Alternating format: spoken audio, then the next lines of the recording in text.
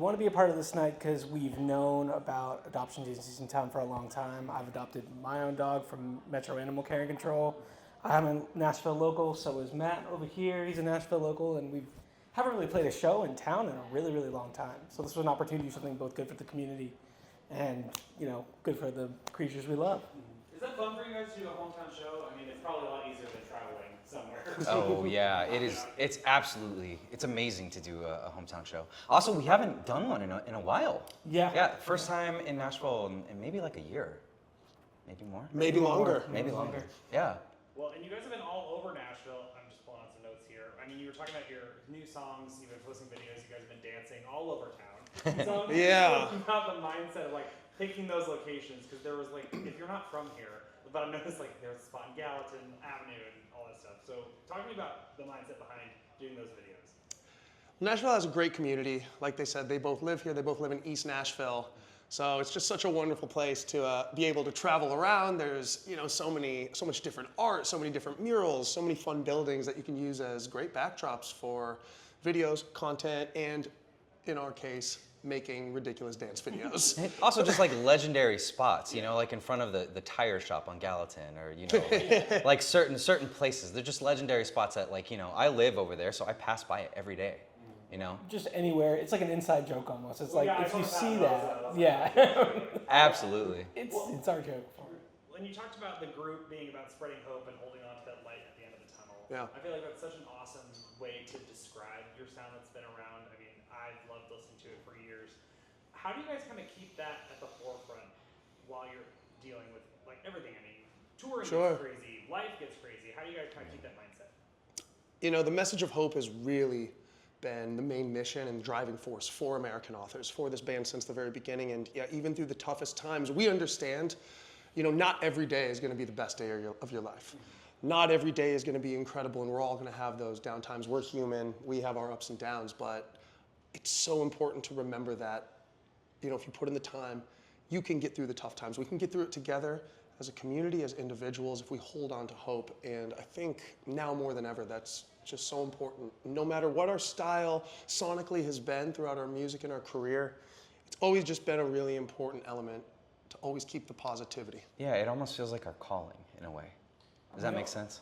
Yeah. We also just stay in touch a lot, and I think that's a testament to just us as a band. We've been together for a long time, and honestly, when these guys keep me going when we're far away from home, and vice versa, we all keep each other accountable. So I think a big lesson there is just pick up the phone for that friend, pick up for the people in your life that really are important through these times to get you through them, because I think community really does solve everyone's problem. If we did a little bit less of this, I'm guilty as charged, I'm always like this, but if we did a little bit more of just like putting it away and just being present, which is what tonight is really for, I'm really excited about that. Yeah, and you guys have also been releasing a lot of singles lately. I mean, we have Race Car, Lie to Mine, Tumble Down.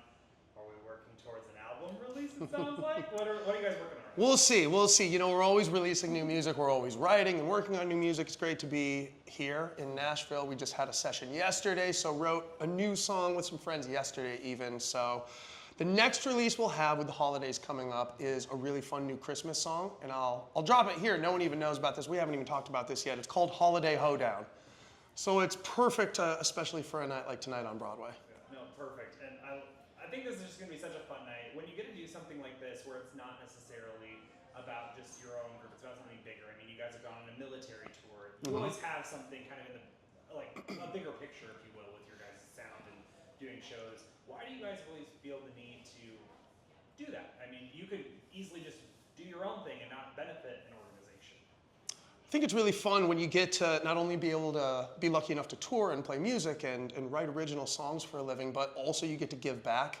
And obviously we're really aware that our music it's people's wedding songs, it's their graduation songs, a lot of our songs help people.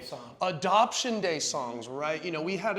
When we first released Best Day of My Life, we worked with the Atlanta Adoption Agency, and we have a whole dog rescue video, the American Bulldog Association. Yeah. And so it's this adorable bulldog's first day of adoption with Best Day of My Life going along with it. So it's always important to give back and to try to help other people the same way that we're really thankful that there are so many amazing people around the world here that have helped us along our journey.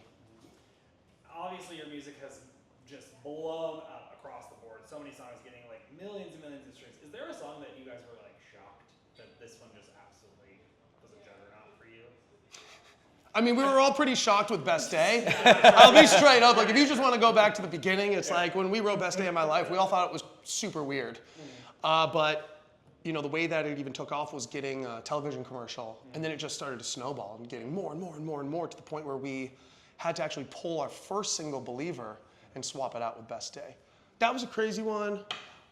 In recent times, off our last album, Call Your Mother, there were a lot of songs on there that we had all talked about and we really had these strong feelings for that kind of did much less than we thought. And then there's a song that we're going to play tonight, for example, called Daisies, that outperformed everything. Did way better than we ever thought. Yeah. It's always so funny how that works because I talked to a lot of artists and they're always like, I think this is going to be the one that hits. And Yeah. It's just a completely different avenue that they've gone down.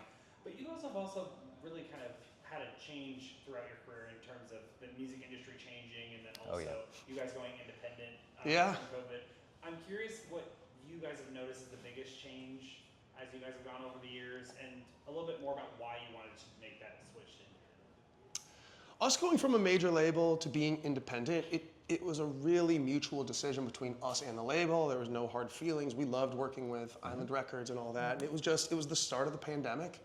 Weird times. It was weird times, and they were also going in a much more pop direction, we could see, where when we first signed with them, it was really rock. And so it just felt like the right time to do something different. Other than that, it's like, yeah, it's crazy because when we're really fortunate to have started in a time where we were still selling singles. You know, we were still selling physical albums in stores, to then go to streaming, to then, you know, we had a viral video on YouTube when that was the only place where viral videos even existed. What a throwback. Right? I'm giving it to you right now. On Vivo. Yeah, it's like, so now just to like make the switch to just being everything on TikTok and content, I don't think it's a bad thing. I think it's a really fun thing. And as you've mentioned too with the dance videos, it's like we're self-aware enough to go, okay, this works, this doesn't work. What do I want to watch? If I'm swiping every 2 seconds, what do I want to watch? And for me personally, I want to watch 3 grown men do ridiculous choreographed dances. Well, it's funny you say that because you guys do a very good job about handling social media. I mean, I see a lot of artists trying to get attention because that's the name of the game now. And you guys do a really good job of getting a hook. I noticed that when I was like scrolling through earlier today, kind of drafting my questions and stuff. I just have a couple more questions for you. Talk about the moment when you guys were a key, or an answer, I should say, on Wheel of Fortune. That's so cool. That's crazy. That's It's true, yeah. Yeah. It's pretty cool. We've been an answer on Wheel of Fortune, Jeopardy. a couple times. Yeah. You know, we've been on. That's when you made it, guys. You're getting We've been on Bar Rescue. We've worked with Guy Fieri. We have a remix with Mark McGrath from Sugar Ray and Guy Fieri. Okay, we're the only band in history to have a Guy Fieri remix. So I gotta say though, like, you know, being an answer on Wheel of Fortune, like, and then my dad calling me, hey, you were on Wheel of Fortune. That is the epitome. Like, it's not like, you know, the platinum records. Forget that. It's being an answer on Wheel of Fortune. Yeah. That's what my dad was proud about. It's shocking every time, to be honest. I saw that and I was like, that's so cool. I mean, everyone has the memory of doing that kind of stuff. Yeah. And then just my last question. As a group, I always get to talk to songwriters just about them individually and working with the team, but I don't get a lot of times get to talk to people that are a group. How is that process when you guys are songwriting and putting your music together? What does that dynamic kind of look like? It's really good, you know.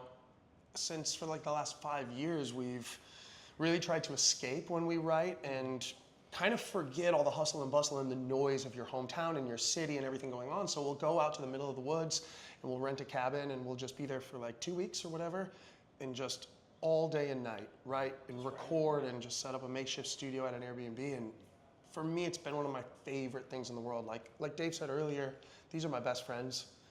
We talk on the phone every day and I just love to collaborate with them.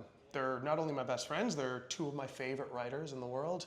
So it's just really special for me, at least, to be able to share those moments together. And it can always come from all over, you know, a quote, a concept, a lyric, maybe a melody, but a lot of the times too, as a group, we can just jam in the room, just be rambling off some stuff. I think if you want to talk about our last release, Race Car, that was like 2 in the morning. Oh yeah. After a few bottles of wine. Yeah. Feeling a little, How it goes. feeling a bit, honestly feeling a bit frustrated with just the start. And just laying on the couch and like, I don't even know what you want, Matt. Like, vroom, vroom, vroom. And I said the line, and he's like, yeah, that's actually exactly what I want. Boom, let's do that, and we can do that in a style that we've been talking about now for months, and it's like it all came together pretty organically.